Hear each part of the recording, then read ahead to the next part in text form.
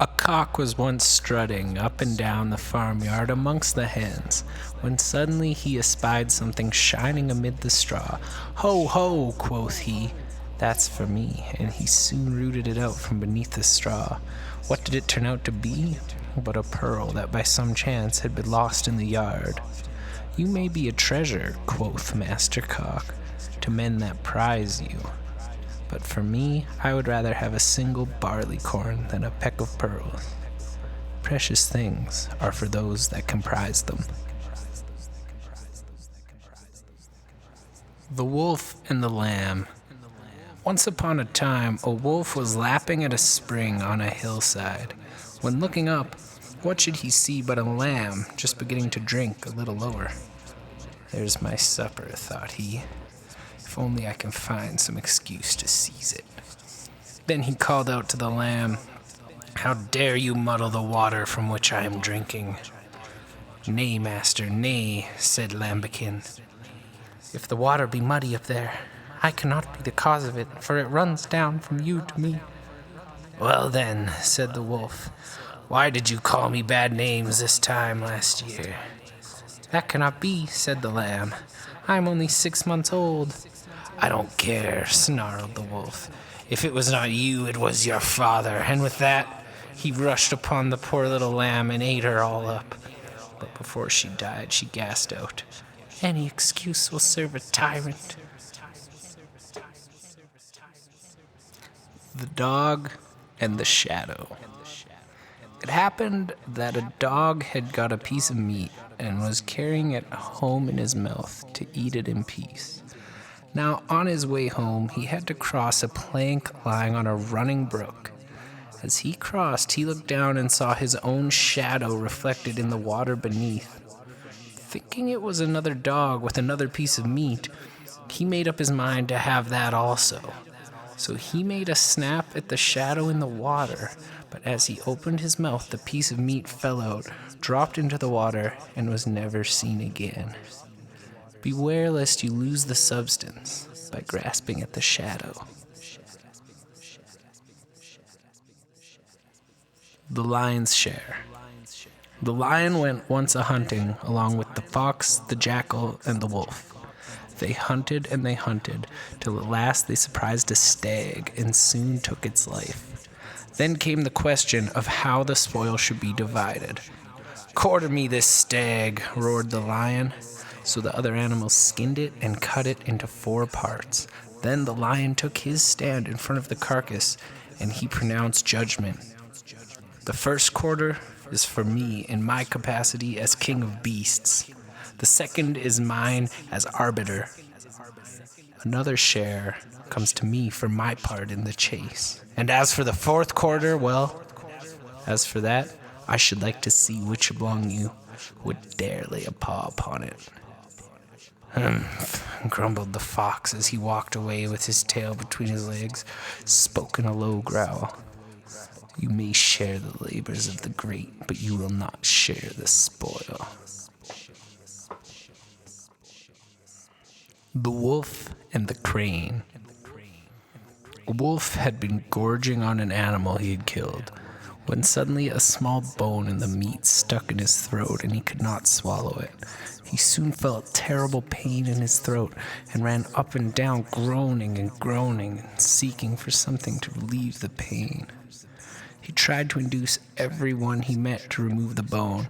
"I would give anything," said he, "if you would take it out." At last the crane agreed to try and told the wolf to lie on his side and open his jaws as wide as he could.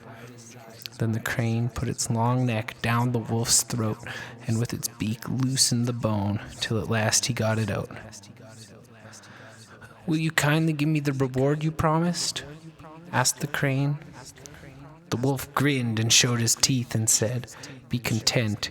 You've put your head inside a wolf's mouth and taken it out again in safety. That ought to be reward enough for you. Gratitude and greed do not go together." A countryman's son by accident trod upon a serpent's tail, which turned and bit him so that he died. The father, in a rage, got his axe and, pursuing the serpent, cut off part of its tail. So the serpent, in revenge, began stinging several of the farmer's cattle and causing him severe loss. Well, the farmer thought it best to make it up with the serpent, and brought food and honey to the mouth of its lair, and said to it, "Let's forget and forgive. Perhaps you were right to punish my son and take vengeance on my cattle, but surely I was right in trying to revenge him. Now that we are both satisfied, why should we not be friends again?" "No, no," said the serpent. "Take away your gifts.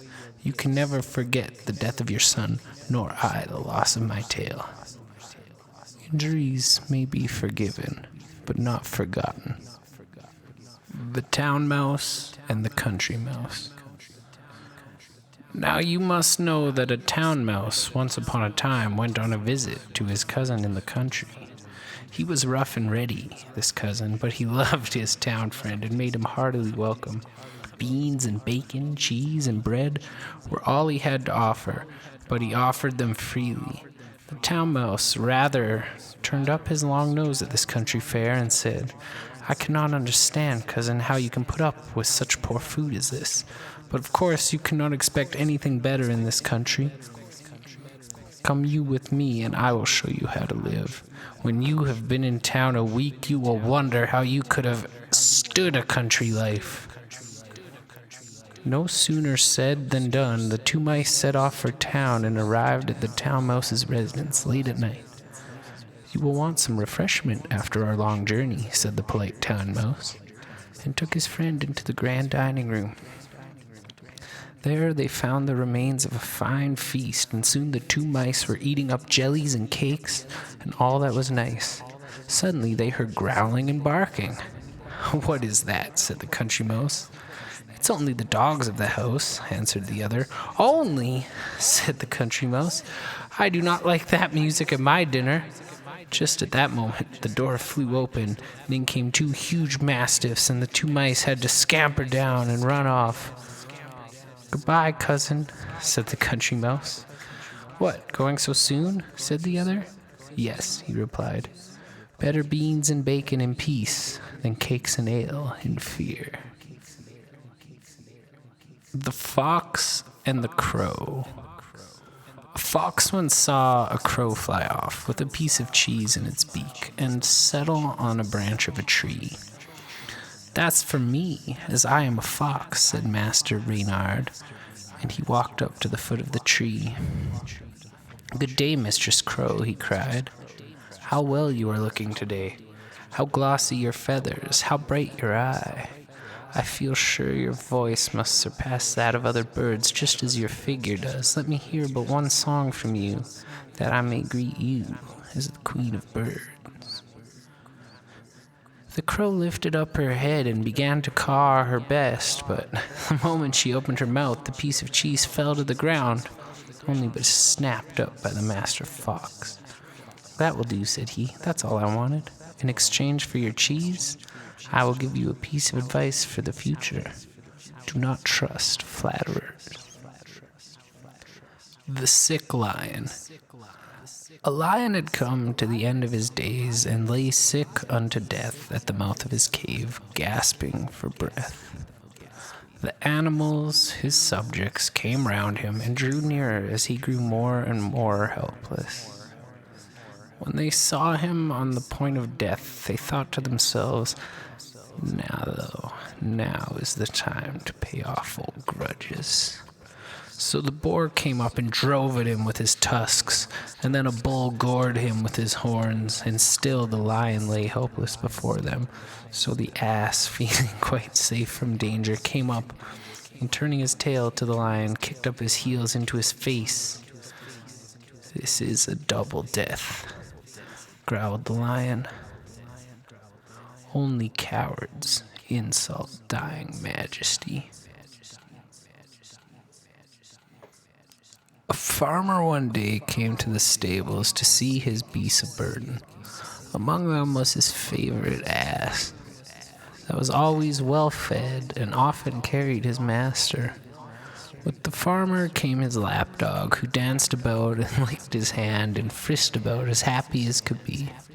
The farmer felt in his pocket and gave the lapdog some dainty food and sat down while he gave orders to his servants. The lapdog jumped into his master's lap and lay there blinking while the farmer stroked his ears. The ass, seeing this, broke loose from his halter and commenced prancing about in an imitation of the lapdog. The farmer couldn't hold his sides with laughter, so the ass went up to him, putting his feet upon the farmer's shoulder, attempted to climb into his lap in an imitation of the lapdog. The farmer's servants rushed up with sticks and pitchforks and soon taught the ass that clumsy jesting is no joke. The Lion and the Mouse.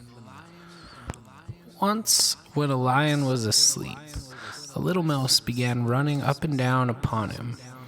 This soon wakened the lion, who placed his huge paw upon him and opened his big jaws to swallow him. "Pardon, O king," cried the little mouse. "Forgive me this time. I shall never forget it. Who knows but what I may be able to do for you some turn one of these days?"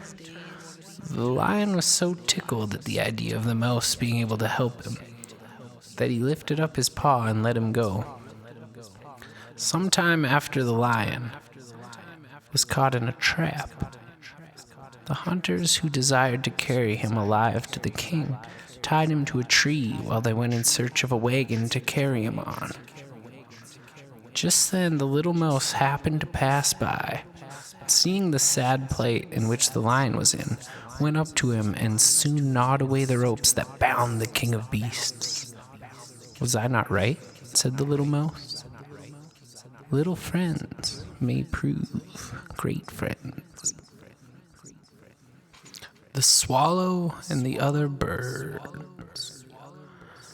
It happened that a countryman was sowing some hemp seeds in a field, where a swallow and some other birds were hopping about picking up their food.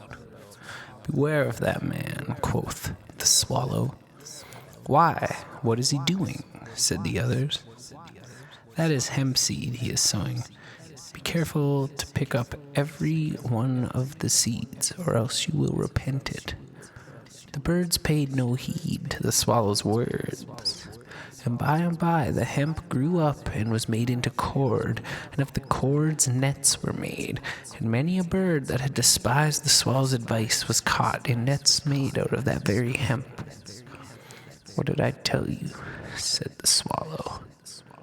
"Destroy the seed of evil, or it will grow to be your ruin." The Frog Desiring a King. The frogs were living as happy as could be in a marshy swamp that just suited them. They went splashing about, caring for nobody, and nobody troubling with them. But some of them thought that this was not right, that they should have a king and proper constitution. So they determined to send up a petition to Jove to give them what they wanted. "Mighty Jove," they cried, "send unto us a king that will rule over us and keep us in order." Jove laughed at their croaking and threw down into the swamp a huge log, which came down or splashed to the swamp.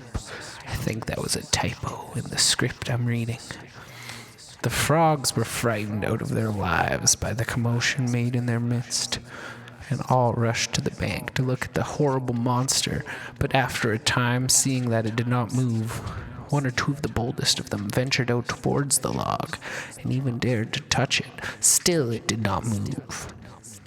Then the greatest hero of the frogs jumped upon the log, and commenced dancing up and down upon it. Thereupon all the frogs came and did the same, and for some time the frogs went about their business every day without taking the slightest notice of their new king log lying in their midst. But this did not suit them, so they sent another petition to Jove. They said to him, "We want a real king, one that will really rule over us.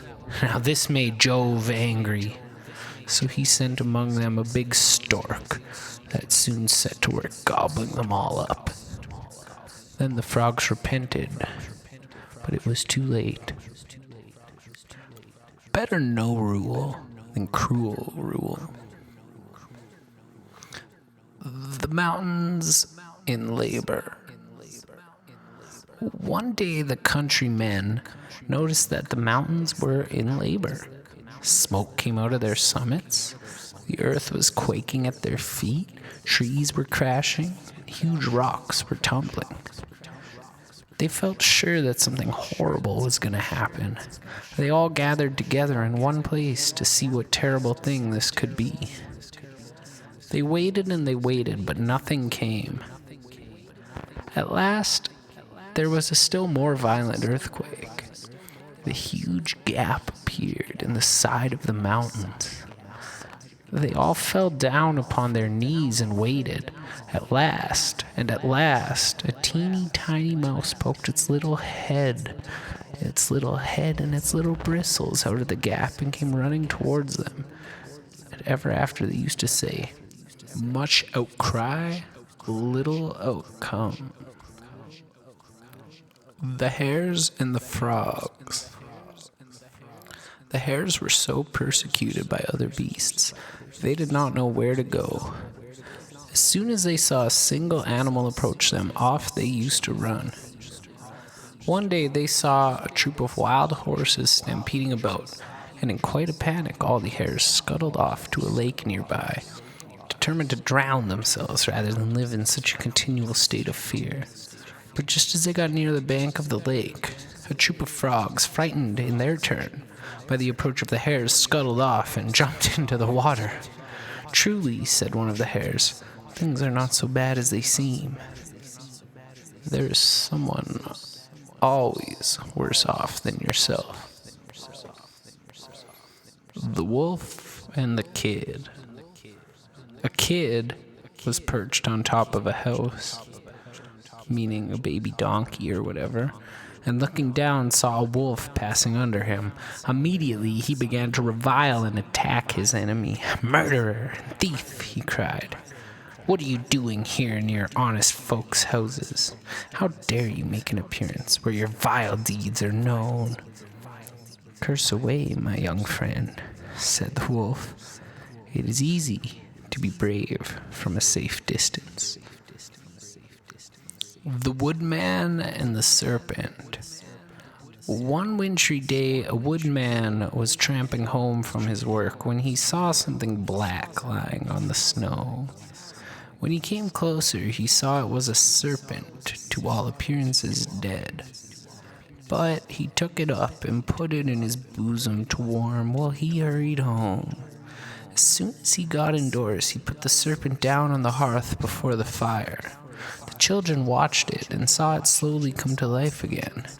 Then one of them scooped down to stroke it, but the serpent raised its head and put out its fangs and was about to sting the child to death. So the woodsman seized his axe and with one stroke cut the serpent in two. "Ah," said he, "no gratitude from the wicked." The Bald Man and the Fly. There was once a bald man who sat down after work on a hot summer's day. A fly came up and kept buzzing about his bald pate and stinging him from time to time. The man aimed a blow at his little enemy, but palm came down on his head instead. Again the fly tormented him. This time the man was wiser and said, "You will only injure yourself if you take notice of despicable enemies." The Fox and the Stork.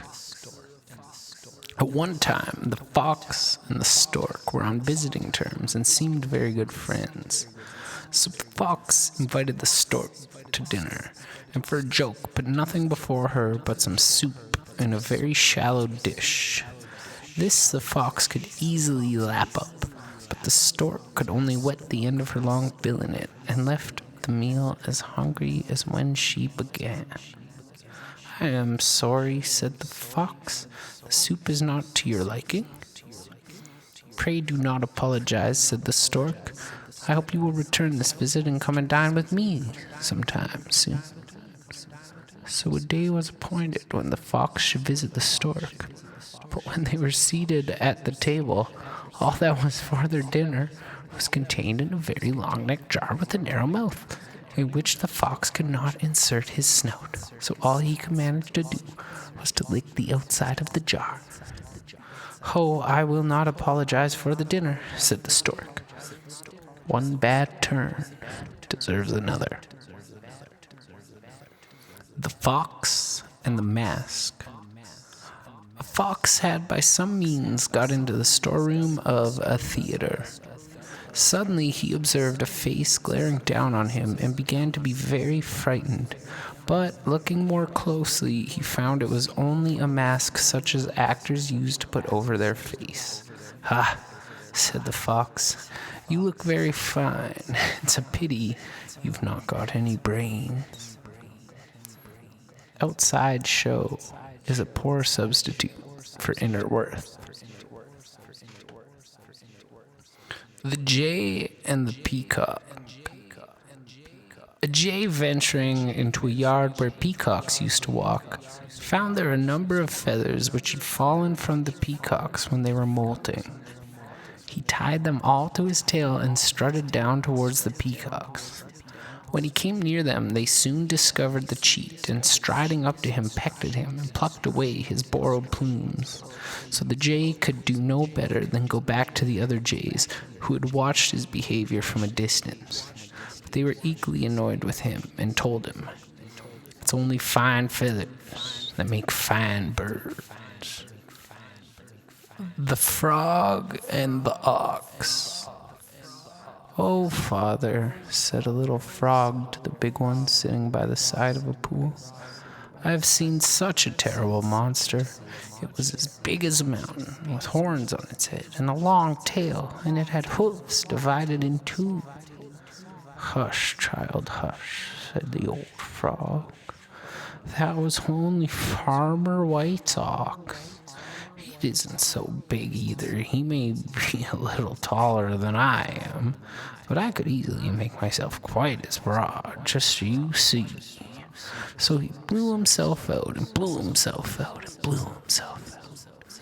"Was he as big as that?" asked he.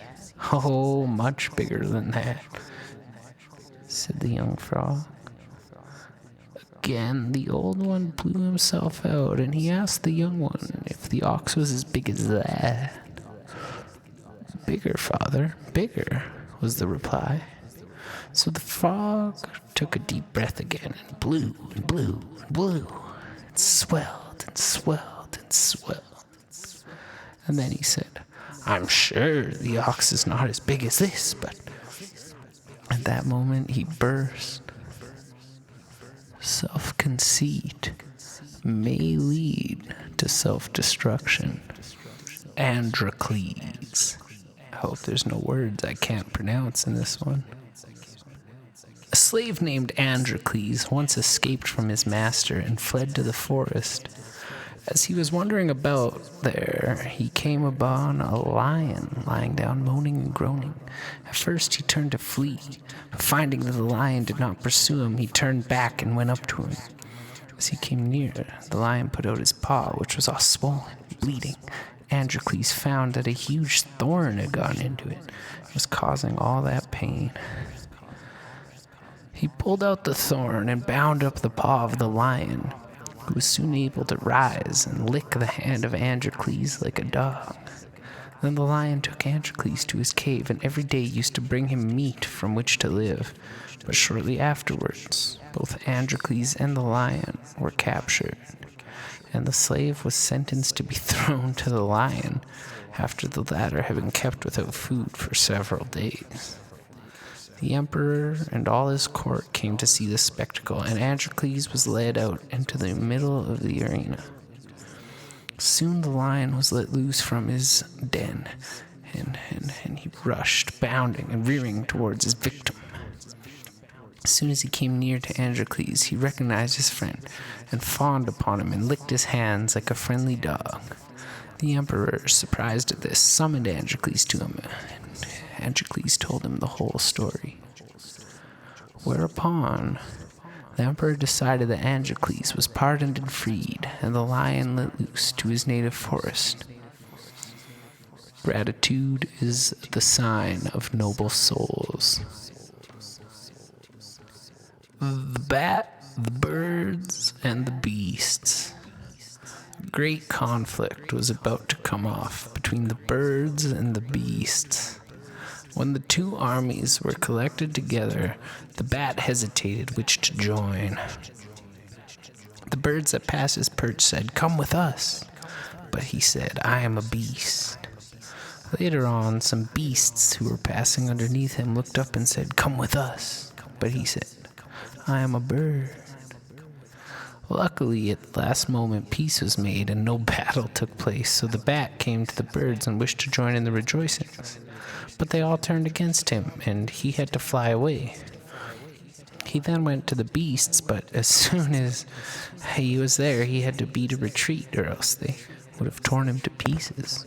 "Ah," said the bat, "I see now. He that is neither one thing nor the other has no friends."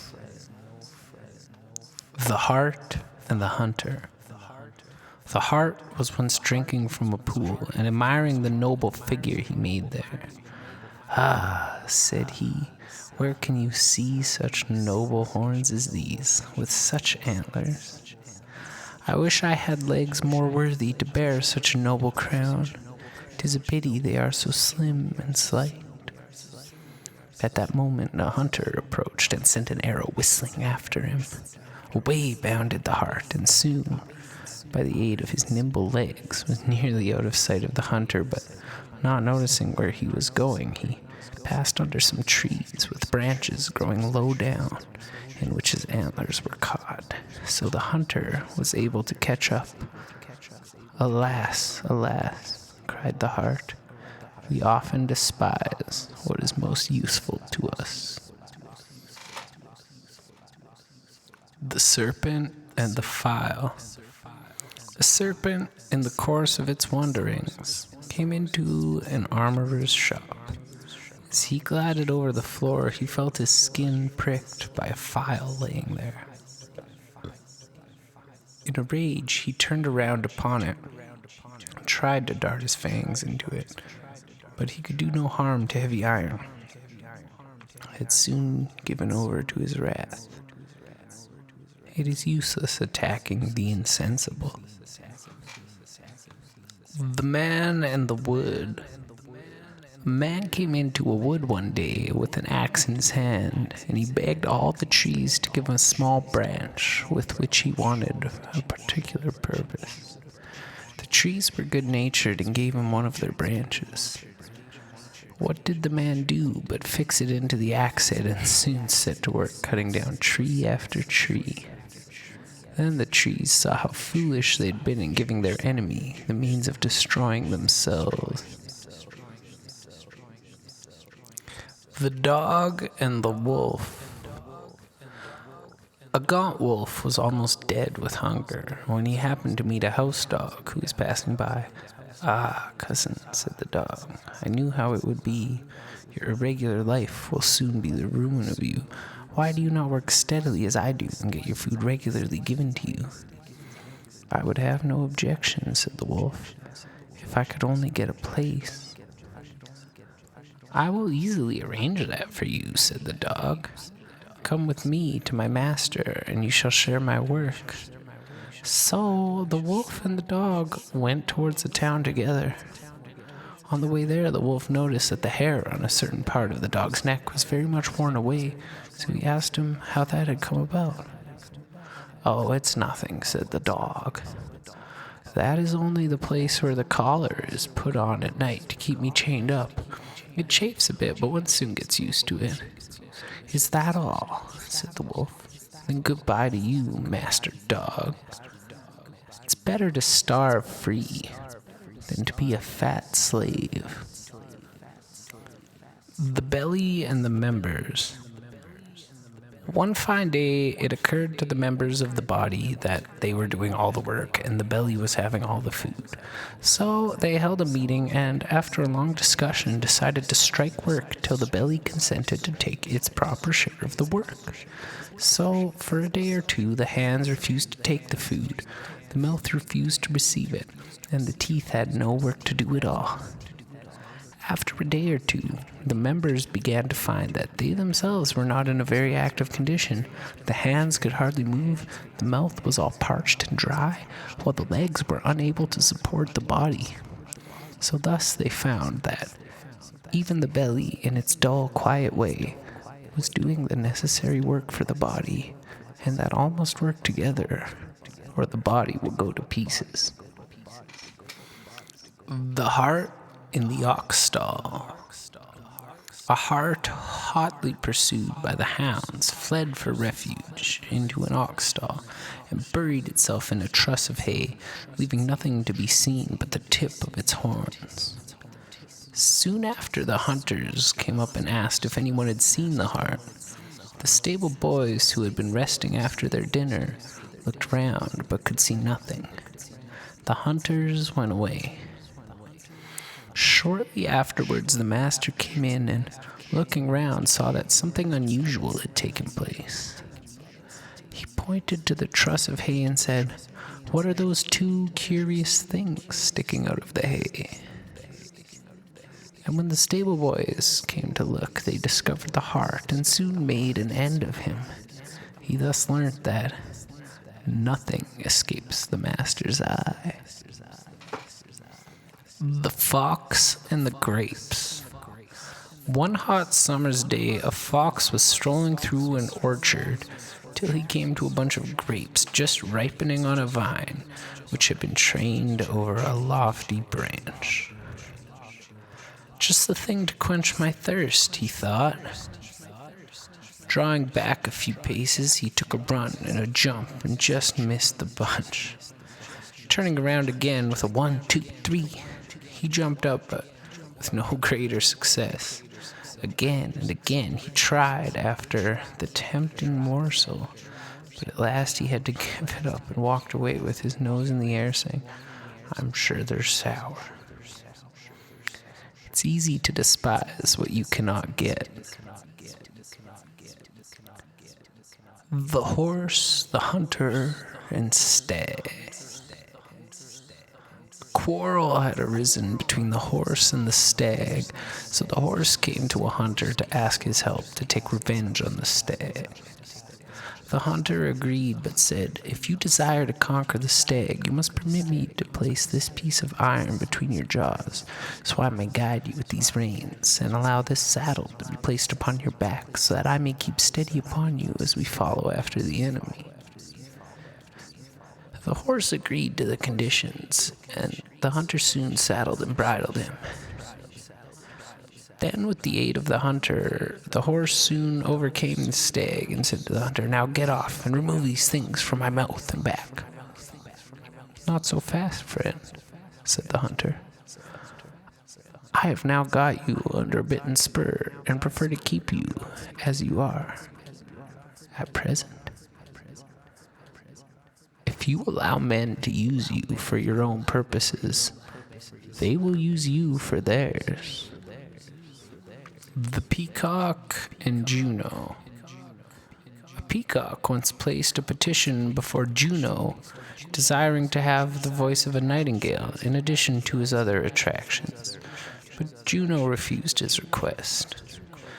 When he persisted and pointed out that he was her favorite bird, she said, "Be content with your lot.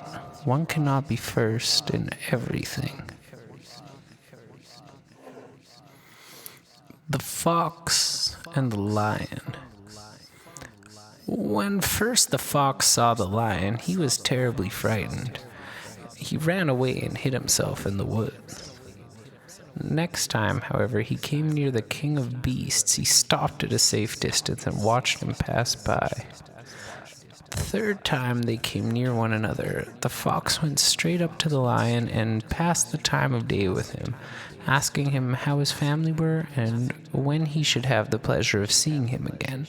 Then, turning his tail, he parted from the lion without much ceremony. Familiarity breeds contempt. The Lion and the Statue. A man and a lion were discussing the relative strength of men and lions in general.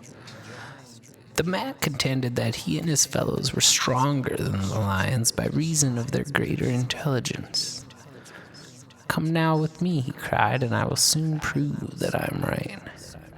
So he took him into the public gardens and showed him a statue of Hercules overcoming the lion and tearing his mouth in two. "That is all very well," said the lion, "but proves nothing, for it was a man who made the statue. We can easily represent things as we wish them to be." The Ant and the Grasshopper. In a field one summer's day, a grasshopper was hopping about, chirping and singing to its heart's content. An ant passed by, bearing along, with great toil, an ear of corn he was taking to the nest. "Why not come and chat with me," said the grasshopper, "instead of moiling that way?" "I'm helping to lay up food for the winter," said the ant. "Recommend you do the same." "Why bother about winter?" said the grasshopper. "We've got plenty of food at present." But the ant went on its way and continued its toil. When the winter came, the grasshopper had no food and found itself dying of hunger, while it saw the ants distributing every day corn and grain from the stores they had collected in the summer. Then the grasshopper knew it's best to prepare for the days of necessity. The Tree and the Reed. "Well, little one," said a tree to a reed that was growing at its foot, "why do you not plant your feet deeply in the ground and raise your head boldly in the air as I do?" "I'm contented with my lot," said the reed. "I may not be so grand, but I think I am safer." "Safe?" sneered the tree. "Who shall pluck me up by the roots or bow my head to the ground?" But it soon had to repent of its boasting, for a hurricane arose which tore it up from its roots and cast it a useless log on the ground, while the little reed, bending to the force of the wind, soon stood upright again when the storm had passed over. Obscurity often brings safety. The Fox and the Cat. A fox was boasting to a cat of its clever devices for escaping its enemies. "I have a whole bag of tricks," he said, "which contains 100 ways of escaping my enemies." "I have only one," said the cat, "but I can generally manage with just that." Just at that moment, they heard the cry of a pack of hounds coming towards them, and the cat immediately scampered up a tree and hid herself in the boughs. "This is my plan," said the cat. "What are you gonna do?" The fox thought first of one way and then another, and while he was debating, the hounds came nearer and nearer. And at last the fox, in his confusion, was caught up by the hounds and soon killed by the huntsmen, which, by the way, is a thing called Kotov syndrome. Miss Puss, who was the cat looking on from the boughs, said, "Better one safe way than 100 on which you cannot reckon." All right, now we're into the classics. The Wolf in Sheep's Clothing. A wolf found great difficulty in getting at the sheep owing to the vigilance of the shepherd and his dog. But one day it found the skin of a sheep that had been flayed and thrown aside, so it put it on over its own pelt and it strolled on down among the sheep. The lamb that belonged to the sheep whose skin the wolf was wearing, began to follow the wolf in sheep's clothing, so, leading the lamb a little apart, he soon made a meal off of her. And for some time he succeeded in deceiving the sheep and enjoying his hearty meals. Appearances are deceptive. The dog in the manger. A dog looking out for its afternoon nap jumped into the manger of an ox and lay there cozily upon the straw. But soon the ox, returning from its afternoon work, came up to the manger and wanted to eat some of the straw. The dog in a rage, being awakened from its slumber, stood up and barked at the ox, and whenever it came near, attempted to bite it. At last the ox had to give up the hope of getting at the straw and went away muttering, "People often grudge others what they cannot enjoy themselves." The man and the wooden god. In the old days, men used to worship stocks and stones and idols and prayed to them to give them luck.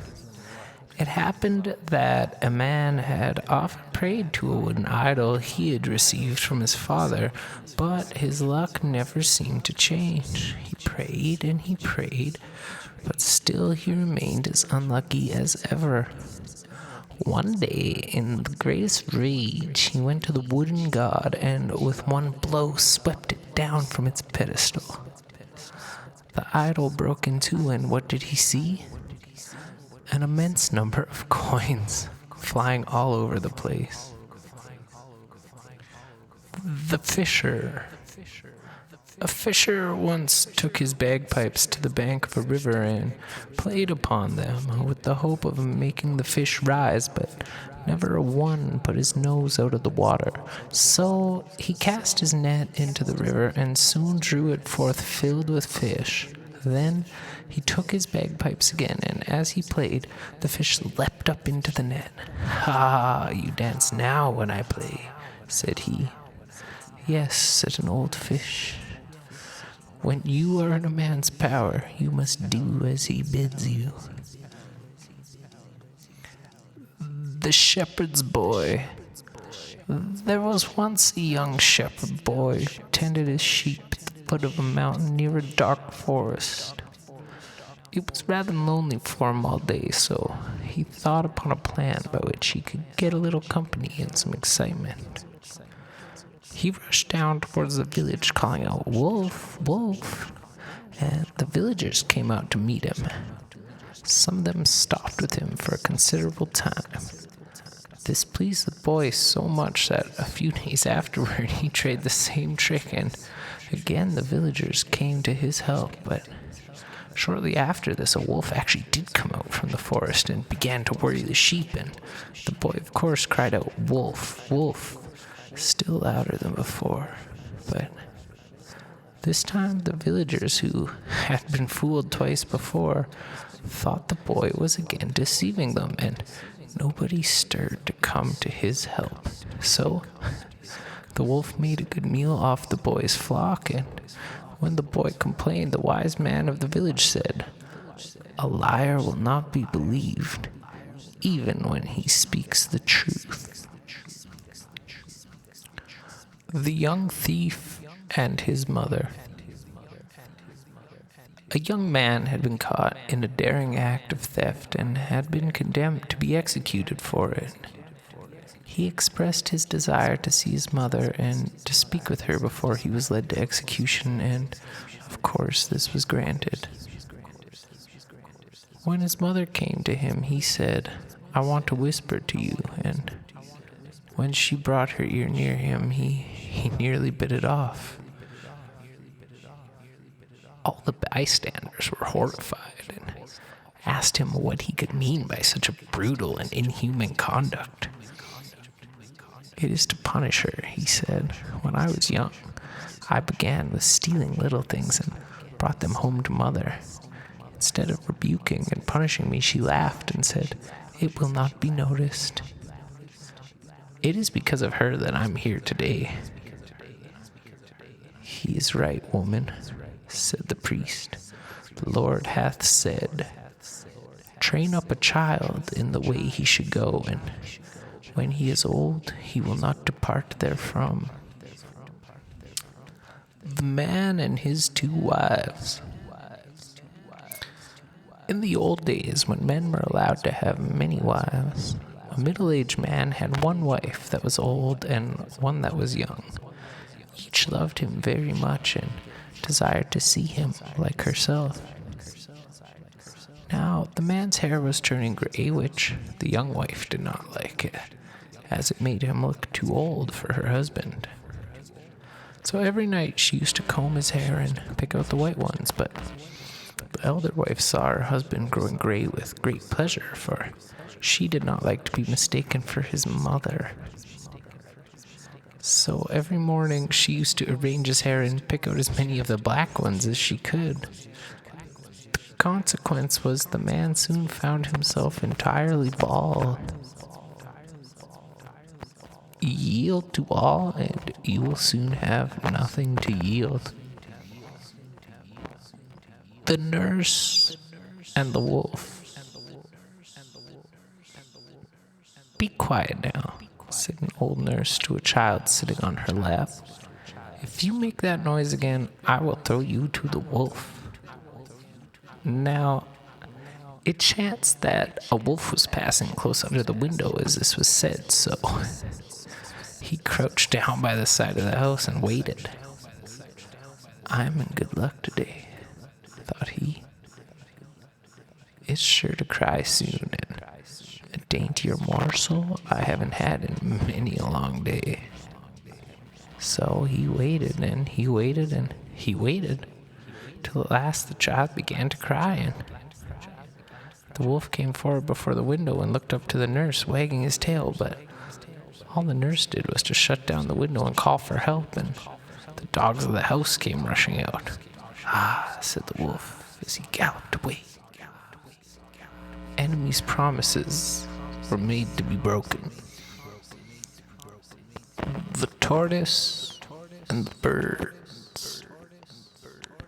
A tortoise desired to change its place of residence, so he asked an eagle to carry him to his new home, promising her a rich reward for her trouble. The eagle agreed, and seizing the tortoise by the shell with her talons, soared aloft. On their way, they met a crow who said to the eagle, "Tortoise is good eating." "The shell is too hard," said the eagle in reply. "The rocks will soon crack the shell," was the crow's answer, and the eagle, taking the hint, let fall the tortoise on a sharp rock, and the two birds made a hearty meal of the tortoise. Never soar aloft on an enemy's pinions. The Two Crabs. One fine day, two crabs came out from their home to take a stroll on the sand. "Child," said the mother, "you are walking very ungracefully. You should accustom yourself to walking straight forward without twisting from side to side." "Pray, mother," said the young one, "but do set the example yourself, and I will follow you." "Example is the best precept." The Ass in the Lion's Skin. An ass once found a lion's skin which the hunters had left out in the sun to dry. He put it on and went towards his native village. All fled at his approach, both men and animals, and he was a proud ass that day. In his delight he lifted up his voice and brayed, but then everyone knew him, and his owner came up and gave him a sound cudgeling for the fright he'd caused. Shortly afterwards, a fox came up to him and said, "Ah, I knew you by your voice. Fine clothes may disguise, but silly words will disclose a fool." The Two Fellows and the Bear. Two fellows were traveling together through a wood when a bear rushed out upon them. one of the travelers happened to be in front, and he seized hold of a branch of a tree and hid himself amongst the leaves. The other, seeing no help for it, threw himself flat down upon the ground with his face in the dust. The bear, coming up to him, put his muzzle close to his ear and sniffed and sniffed. At last, with a growl, he shook his head and slouched off, for bears will not touch dead meat. Then the fellow in the tree came down on his comrade and, laughing, said, "What was it that Master Bruin whispered to you?" "He told me," said the other, "never trust a friend who deserts you at a pinch." The two pots. Two pots had been left on the bank of a river, one of brass and one of earthenware. When the tide rose, they both floated off down the stream. Now, the earthenware pot tried its best to keep aloof from the brass one, which cried out, "Fear nothing, friend, I will not strike you." "But I may come in contact with you," said the other, "if I come too close, and whether I hit you or you hit me, I shall suffer for it. The strong and the weak cannot keep company." Four oxen and the lion. A lion used to prowl about a field in which 4 oxen used to dwell. Many a time he tried to attack them, but whenever he came near, they turned their tails to one another, so that whichever way he approached them, he was met by the horns of one of them. At last, however, they fell a-quarreling amongst themselves, and each went off to pasture alone in a separate corner of the field. Then the lion attacked them one by one, and soon made an end of all 4. United we stand, divided we fall.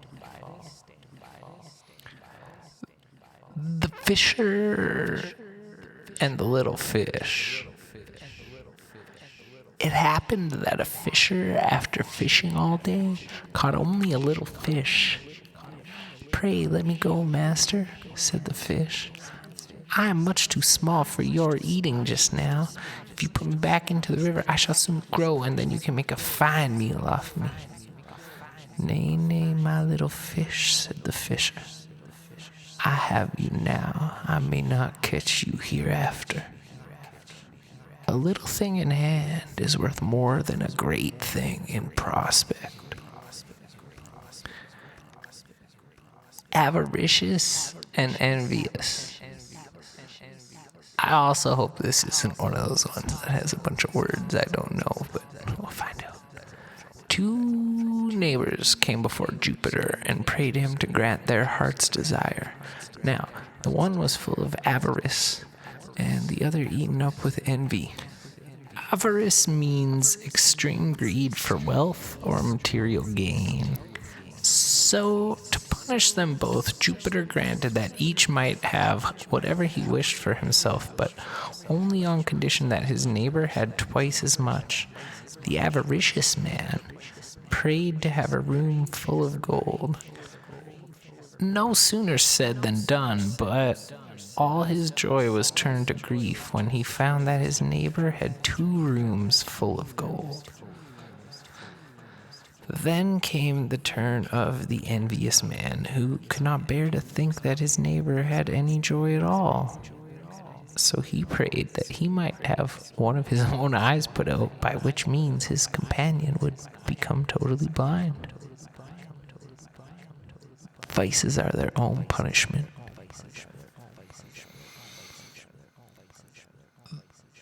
The crow and the pitcher. A crow, half dead with thirst, came upon a pitcher which had once been full of water, but when the crow put its beak into the mouth of the pitcher, he found that only very little water was left in it, and that he could not reach far enough down to get at it. He tried and he tried, but at last had to give up in despair. Then a thought came to him, and he took a pebble and dropped it into the pitcher. And then he took another pebble and dropped it into the pitcher, and another, and another, and another, and another, and on, and at last, He saw the water mount up near the top of the pitcher, and after casting in just a few more pebbles, he was able to quench his thirst and save his life. And the lesson here is little by little does the trick. There's probably another lesson about like intelligence versus just like jamming your face in a pitcher or something. The man and the satyr. Here's another one of those weird words. I think it's like a goat or something. A man had lost his way in a wood one bitter winter's night, and as he was roaming about, a satyr came up to him and, finding that he had lost his way, promised to give him a lodging for the night and guide him out of the forest in the morning. As he went along to the satyr's cell, the man raised both his hands to his mouth and kept blowing at them. "What do you do that for?" asked the satyr. "My hands are numb with the cold," said the man, "and my breath warms them." After this, they arrived at the satyr's home, and soon the satyr put up a smoking dish of porridge before them. When the man raised a spoon to his mouth, he began blowing upon it, and "What do you do that for?" said the satyr. "The porridge is too hot, and my breath will cool it," said the man. "Out you go," said the satyr. "I will have naught to do with a man who can blow hot and cold with the same breath." The goose with the golden eggs. One day a countryman going to the nest of his goose found there an egg all yellow and glittering. When he took it up, it was as heavy as lead, and he was going to throw it away because he thought a trick had been played upon him, but he took it home on second thoughts and soon found to his delight that it was an egg of pure gold. Every morning the same thing occurred, and soon he became rich by selling his eggs. As he grew rich, he grew greedy, and thinking to get at once all the gold the goose could give, he killed it and opened it only to find nothing but the normal insides of a goose. Greed oft o'erreaches itself. The laborer and the nightingale. A laborer lay listening to a nightingale's song throughout the summer night. So pleased was he with it that for the next night he set a trap for it and captured it. "Now that I have caught thee," he cried, "thou shalt always sing to me." "We nightingales never sing in a cage," said the bird. "Then I'll eat thee," said the laborer. "I've always heard say that a nightingale on toast is a dainty morsel."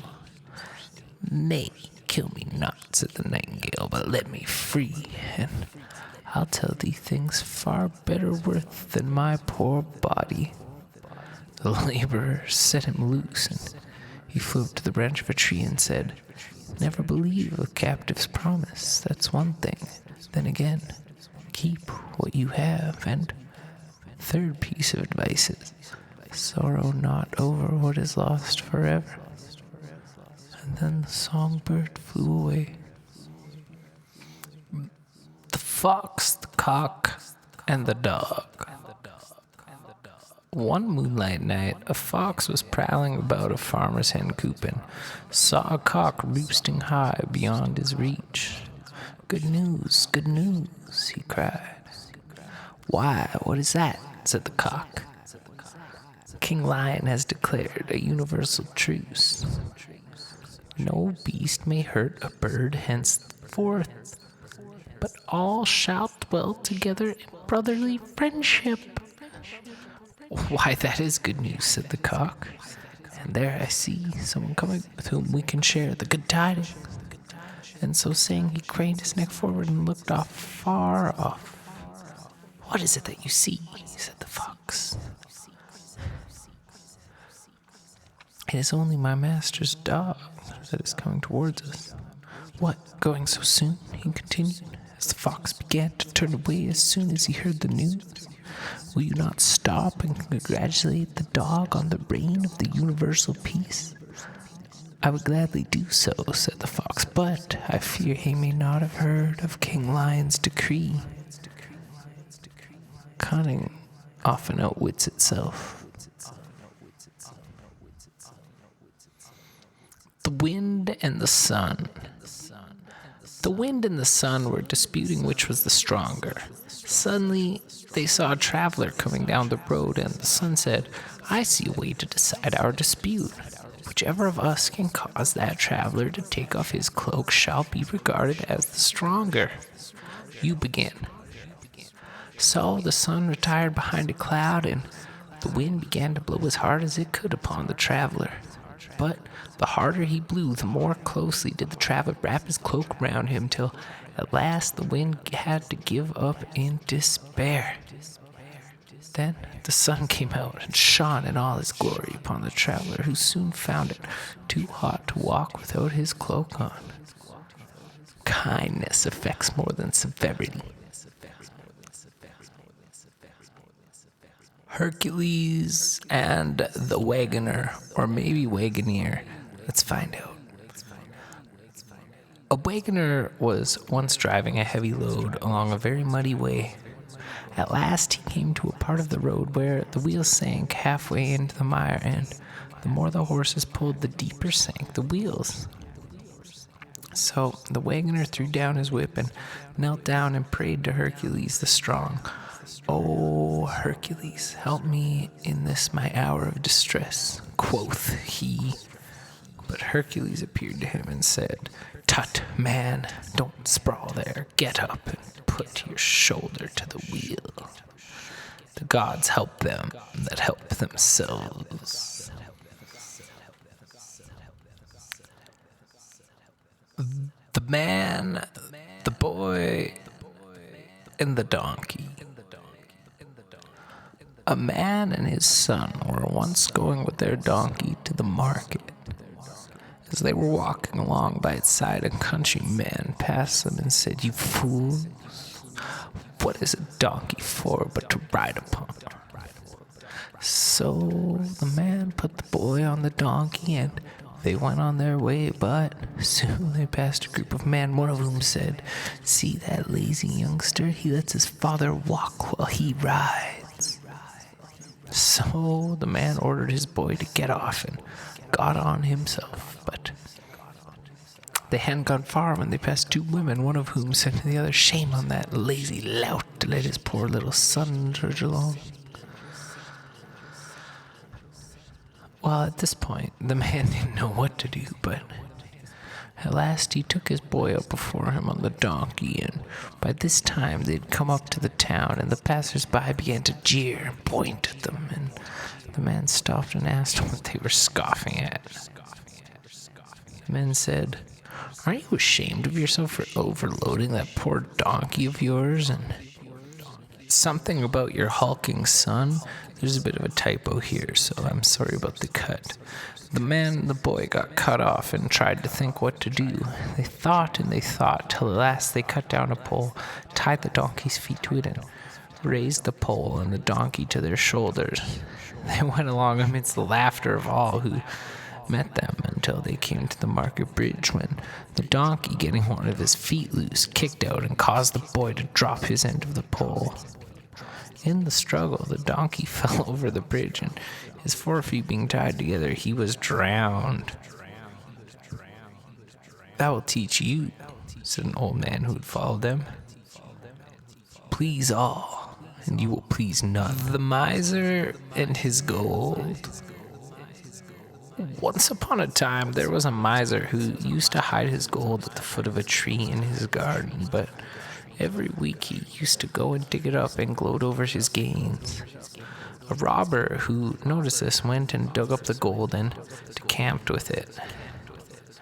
When the miser next came to gloat over his treasures, he found nothing but the empty hole. He tore his hair, he raised an outcry, he made the neighbors come around and listen, and he told them how he used to come and visit his gold, and he said, "Did you ever take any of it out?" Everyone have looked at them and asked him, "Nay, We only came to look at it. Then come again and look at the hole, he said to a neighbor. It will do you just as much good. Wealth unused might as well be in a hole. The fox and the mosquitoes.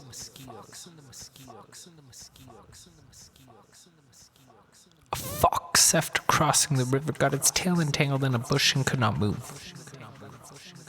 A number of mosquitoes, seeing its plight, settled upon it and enjoyed a good meal undisturbed by its tail. A hedgehog strolling by took pity upon the fox and went up to him. "You are in a bad way, my neighbor," said the hedgehog.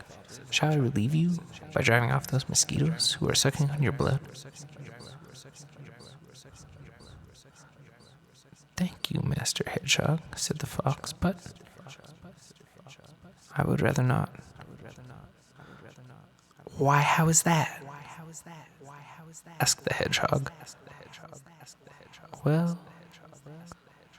you see," was the answer, "those mosquitoes have had their fill. If you drive these away, others will come with fresh appetite and bleed me to death." The fox without a tail. It happened that a fox caught its tail in a trap and struggling to release himself, lost all of it but the stump. At first he was ashamed to show himself among his fellow foxes, but at last he determined to put a bolder face upon his misfortune and summoned all the foxes to a general meeting to consider a proposal which he had to place before them. When they had assembled together, the fox proposed that they should all do away with their tails. He pointed out how inconvenient a tail was when they were pursued by their enemies, the dogs, how much it was in the way when they desired to sit down and hold a friendly conversation with one another, and he failed to see any advantage in carrying about such a useless encumbrance. "That is all very well," said one of the older foxes, "but I do not think you would have recommended us to dispense with our chief ornament if you had not happened to lose it yourself. It is in your interest to distrust interested advice." The one-eyed doe.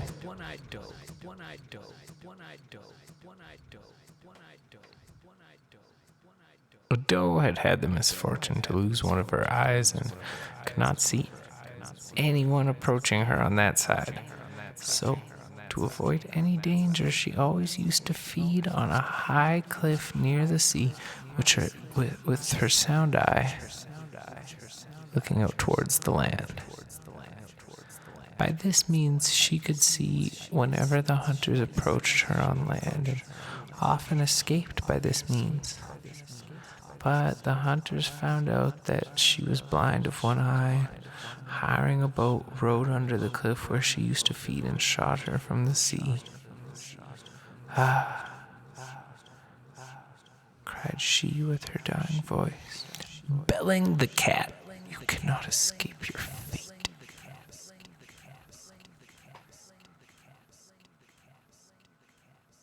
Long ago, the mice had a general council to consider what measures they could take to outwit their common enemy, the cat.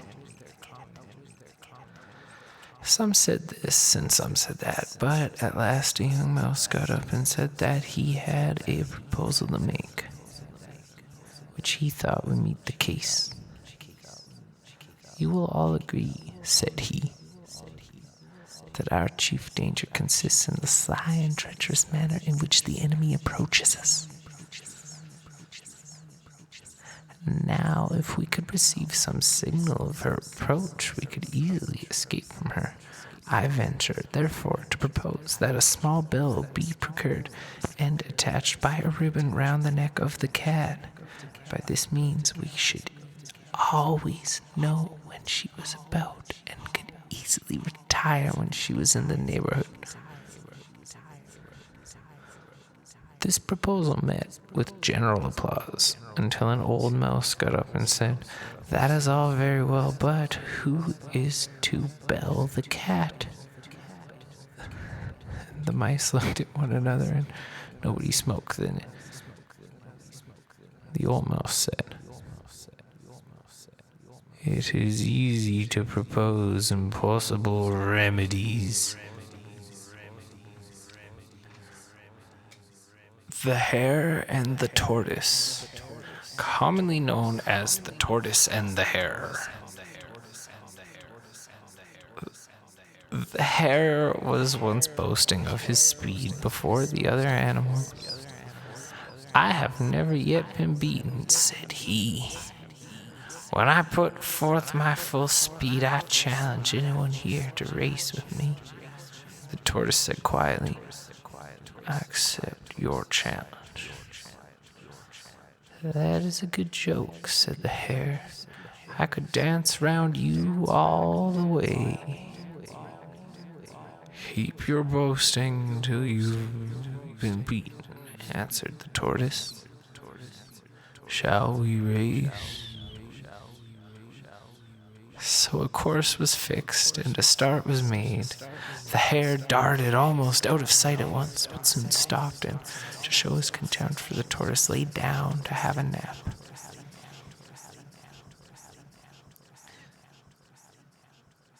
The tortoise plodded on and plodded on, and when the hare awoke from his nap, he saw the tortoise just near the winning post and could not run up in time to save the race. Then said the tortoise, "Plodding wins the race."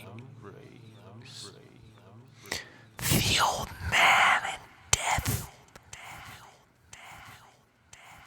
an old laborer bent double with age and toil, was gathering sticks in a forest. At last he grew so tired and hopeless that he threw down the sticks and cried, "Was gathering sticks in a forest.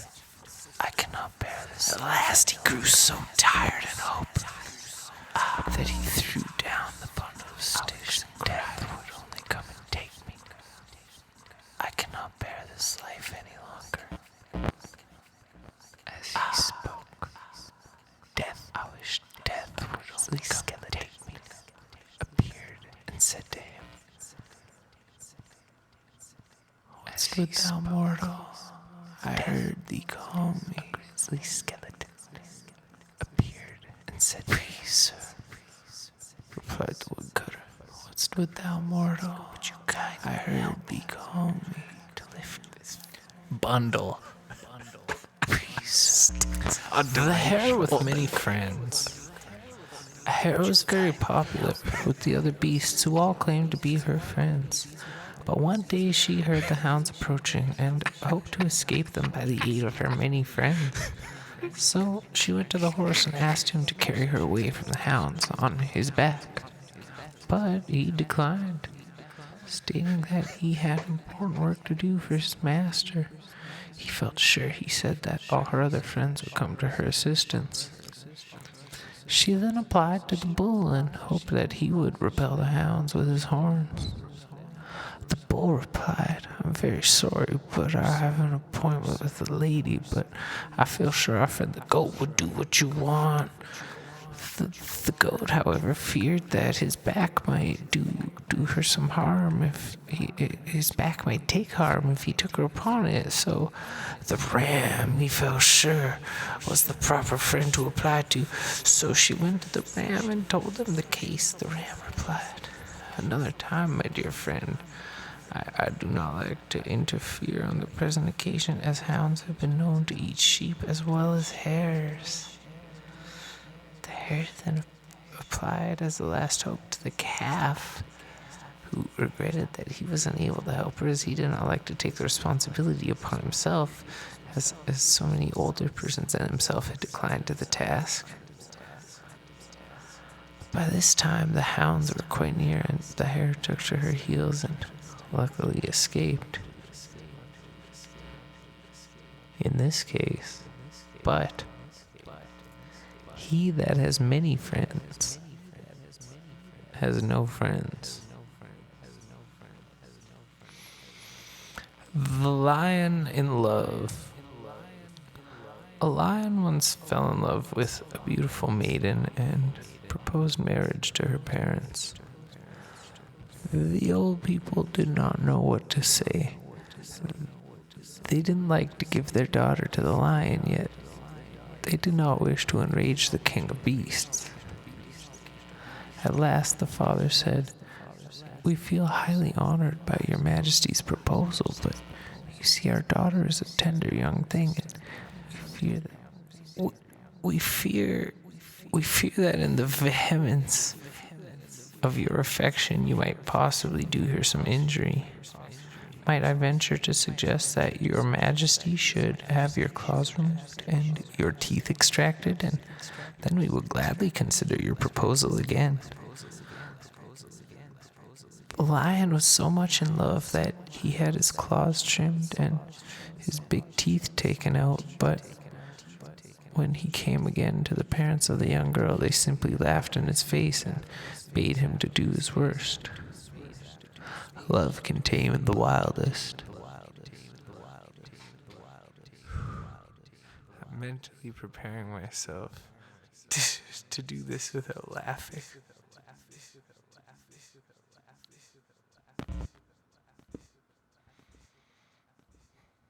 Doesn't help that I bump this thing and it gets all static yummy. I have to get really close, but be careful not to touch it.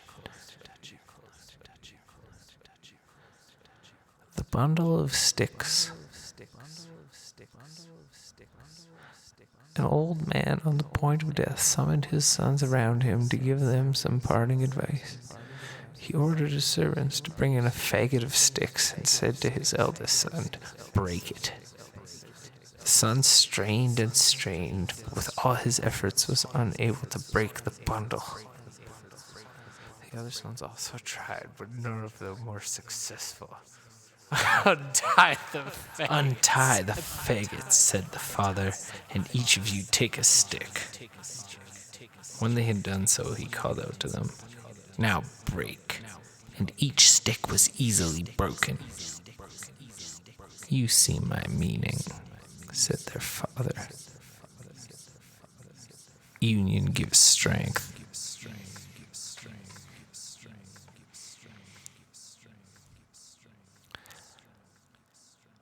The lion, the fox, and the beasts. The lion once gave out that he was sick unto death and summoned the animals to come and hear his last will and testament.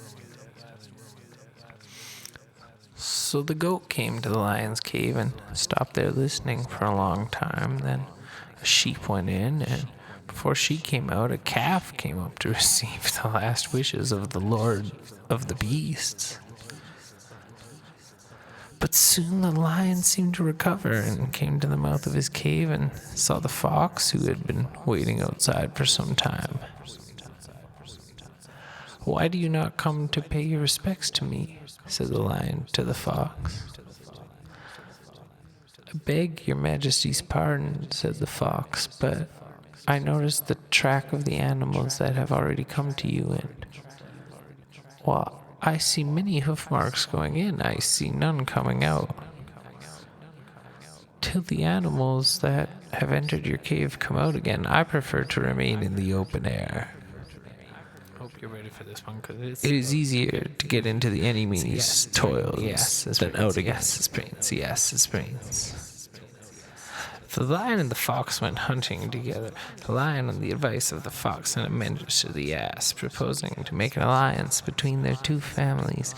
The ass came to a place of meeting overjoyed at the prospect of a royal alliance, but when he came there, the lion simply pronounced on the ass and said to the fox, "Here is our dinner for today. Watch you here while I go and have a nap. Woe betide you if you touch my prey." The lion went away, and the fox waited, and the fox waited, and the fox waited. Finding that his master did not return, ventured to take out the brains of the ass and ate them up. When the lion came back, he soon noticed the absence of the brains and asked the fox in a terrible voice, "What have you done with the brains?" "Brains, your majesty, it had none, or it never would have fallen into your trap." Wit has always an answer ready.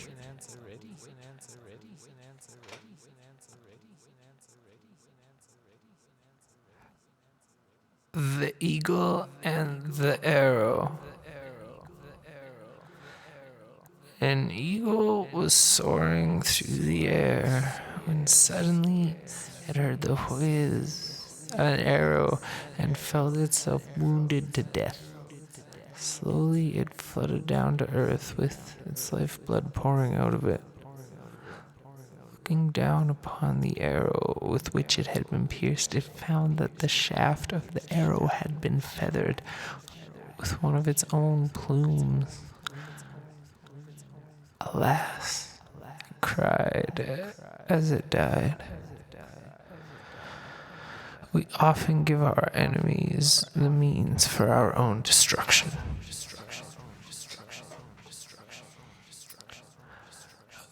The milkmaid and her pail. Patty the milkmaid was going to market carrying her milk in a pail on her head. As she went along, she began calculating what she would do with the money she would get for the milk.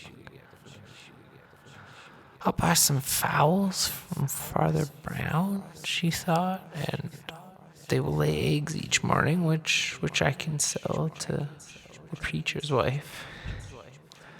With the money I get from the sale of these eggs, I'll buy myself a new dimity frock and a chip hat. And when I go to market, won't all the young men come up and speak to me? Polly Shaw will be that jealous, but I don't care. I shall just look at her and toss my head like this." As she spoke, she tossed her head back, and the pail fell off it, and all the milk was spilt. So she had to go home and tell her mother what had occurred. "Ah, my child," said the mother, "do not count your chickens before they are hatched. Do not put all your eggs in one basket. And don't you be messing with Uncle Teddy when he's been drinking."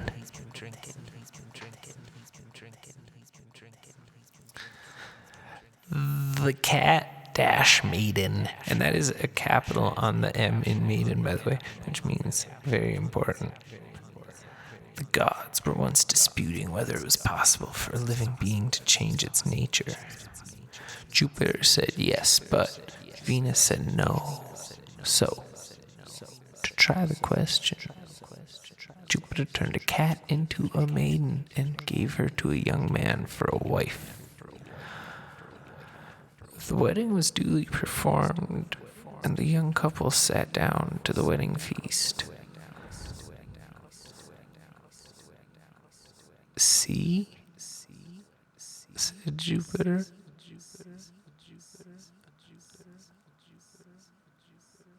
Venus was eyeing how becomingly she behaved. Who could tell that yesterday she was but a cat? Surely her nature is changed. "Wait a minute," replied Venus, and let loose a mouse into the room. No sooner did the bride see this than she jumped up from her seat and tried to pounce upon the mouse. "Ah, you see," said Venus, "nature will out." Yep. The horse and ass. A horse and an ass were traveling together, the horse prancing along in its fine trappings, the ass carrying with difficulty the heavy weight in its panniers. "I wish I were you," sighed the ass. "Nothing to do and well fed, and all that fine harness upon you." Next day, however, there was a great battle, and the horse was wounded to death in the final charge of the day. His friend, the ass, happened to pass by shortly afterward and found him on the point of death. "I was wrong," said the ass. "Better humble security than gilded danger." The trumpeter taken prisoner. A trumpeter during a battle ventured too near the enemy and was captured by them. They were about to proceed to put him to death when he begged them to hear his plea for mercy. "I do not fight," said he, "and indeed carry no weapon. I'll only blow this trumpet, and surely that cannot harm you. Then why should you kill me? You may not fight for yourself," said the others, "but you encourage and guide your men to the fight. Words may be deeds."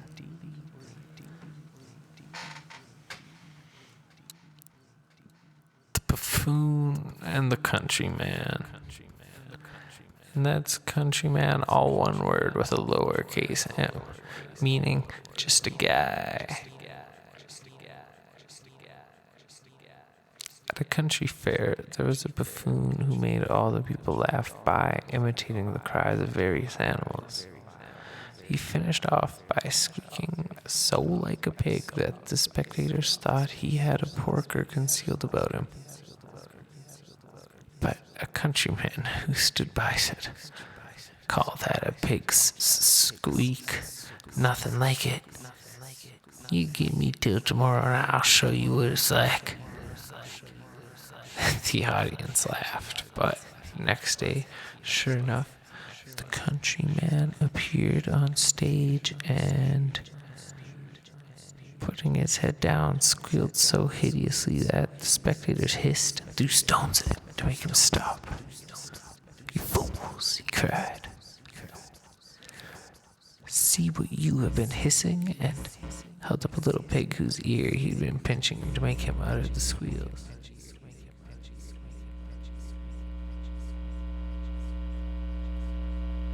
Apologies for the buzzing, but men often applaud an imitation and hiss the real thing.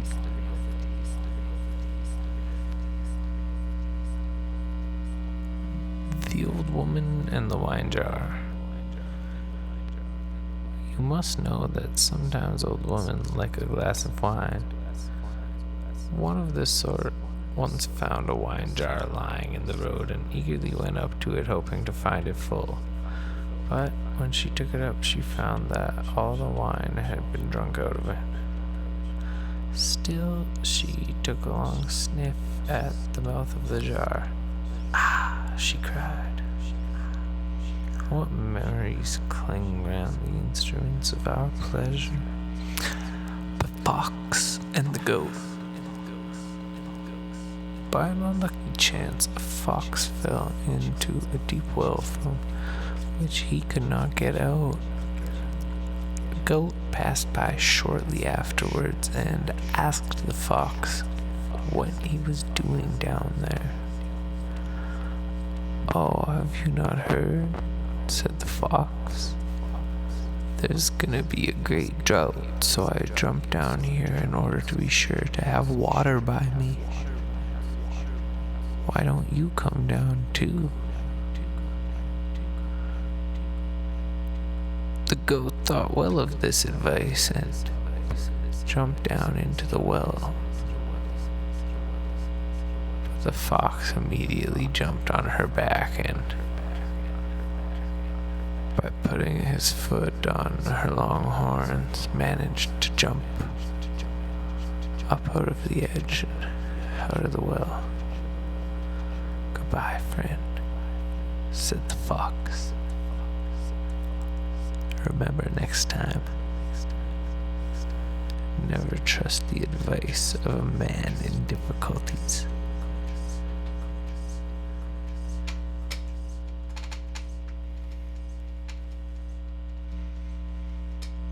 Sorry about the buzzing, but I hope that despite me being a little buzzy, you'll miss me.